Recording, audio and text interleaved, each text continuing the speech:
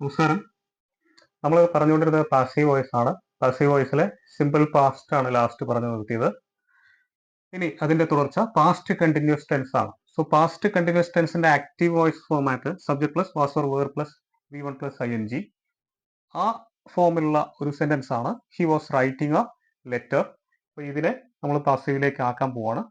അപ്പോൾ നമുക്ക് ഓബ്ജക്റ്റ് കിട്ടുന്നു. നമ്മൾ പറഞ്ഞു സബ്ജക്റ്റും വെർബിനും ശേഷം വാട്ട് എന്ന് ചോദിക്കുമ്പോൾ കിട്ടുന്ന ഉത്തരമാണ് അതിലെ ഡയറക്റ്റ് ഓബ്ജക്റ്റ് എന്ന് പറയുന്നത്. സോ എ ലെറ്റർ എന്നുള്ള ഓബ്ജക്റ്റ് നമുക്ക് കിട്ടുന്നുണ്ട്. സോ ആ ഓബ്ജക്റ്റിന് നമ്മൾ പാസീവ് വോയിസിലെ ആദ്യത്തെ വാക്കായിട്ട് എഴുതുന്നു എ ലെറ്റർ. ഇനി was or were passive voice format ആണ്. വാസ് ഓർ വേറിൽ ഏതെങ്കിലും ഒന്ന് നമ്മൾ തിരഞ്ഞെടുക്കണം. എ ലെറ്റർ സിംഗുലർ ആയിരുന്നു, അതുകൊണ്ട് വാസ് എടുത്തു. A letter was. Continuous tense ആണ്. സോ എന്തുണ്ട്? ബീയിങ് വന്നിട്ടുണ്ട്. ബീയിങ് പ്ലസ് V3 റൈറ്റ് എന്ന വെർബിന്റെ V3 ആണ്. എന്താ വരിക? Written. Written by agent by him എന്ന് വരും. സോ ഇതാണ് പാസ്റ്റ് കണ്ടിന്യൂസിന്റെ പാസീവ് വോയിസ്. പാസീവ് ഫോം ഇങ്ങനെയാണ് വരിക. Was or were plus being plus V3 എന്നുള്ള ഫോർമാറ്റിലേക്ക് മാറ്റുക എന്നുള്ളതാണ്. ഇനി അടുത്തത് പാസ്റ്റ് പെർഫെക്റ്റ് ടെൻസ്. പാസ്റ്റ് പെർഫെക്റ്റിന്റെ ആക്റ്റീവ് വോയിസ് ഫോർമാറ്റ് എന്ന് പറയുന്നത് എന്തായിരിക്കും? ആക്റ്റീവ് വോയിസ് ഫോർമാറ്റ് എന്ന് പറയുന്നത് subject plus had plus V3. So example എന്ത് വരും? He had written A letter. ഇത് നമ്മൾ പാസീവ് വോയിസിലേക്ക് മാറ്റണം. സോ പാസീവിന്റെ ഫോർമാറ്റ് എന്ന് പറയുന്നത് object plus had plus being plus V3 ആണ്. സോ അതിന് മാറ്റുമ്പോൾ ഒബ്ജക്റ്റ് നമുക്ക് കിട്ടുന്നു എ ലെറ്റർ. സോ അത് ആദ്യം എഴുതി എ ലെറ്റർ. ഹാഡ് ബീൻ ചേർക്കണം, ബീൻ ചേർത്തു. റിട്ടൺ V3 ബൈ ഹിം എന്ന് വരും. സോ ഇത് പാസ്റ്റ് പെർഫെക്റ്റ്. സോ പാസ്റ്റ് ടെൻസിലുള്ള മൊത്തമായിട്ടുള്ള പാസീവ് വോയിസ് ഫോർമാറ്റുകൾ കഴിഞ്ഞു. അടുത്തത് ഫ്യൂച്ചർ ആണ്. സിമ്പിൾ ഫ്യൂച്ചർ പിന്നെ ഫ്യൂച്ചർ പെർഫെക്റ്റ്, അത് രണ്ടും കൂടെ ഉള്ളൂ.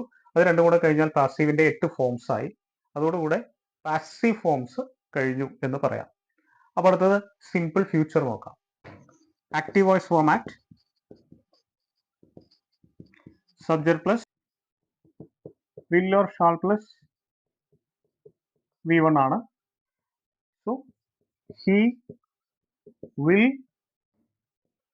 റൈറ്റ് ലെറ്റർ എന്ന് വരും. ഇതിന്റെ പാസീവ് എന്ന് പറയുന്നത് object plus will or shall plus B plus V3 ആയിരിക്കും. സോ ഇത് നമുക്ക് മാറ്റാം. Object A letter, will or shall വില്ല്, ബി V3 റൈറ്റ് എന്ന വെർബിന്റെ V3 റിട്ടൺ എടുക്കുന്നു ബൈ ഹിം. ഇതാണ് സിമ്പിൾ ഫ്യൂച്ചർ പാസീവ്. ഇനി ഫ്യൂച്ചർ കണ്ടിന്യൂസിന് പാസീവ് വോയിസ് ഇല്ല, നമ്മൾ നേരത്തെ പറഞ്ഞാണ്. ഫ്യൂച്ചർ പെർഫെക്റ്റ് ആണ് അടുത്ത ടെൻസ്. അടുത്ത നോക്കാം.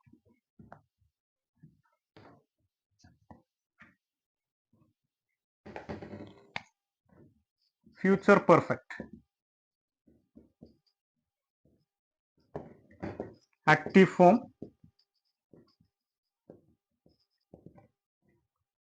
Subject plus will or shall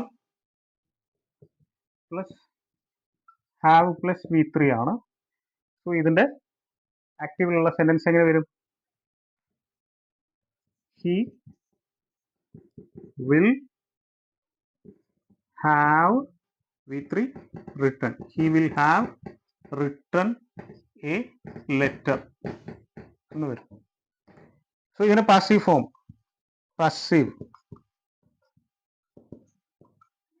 object plus will or shall plus have plus been plus V3 ആണ് വരിക.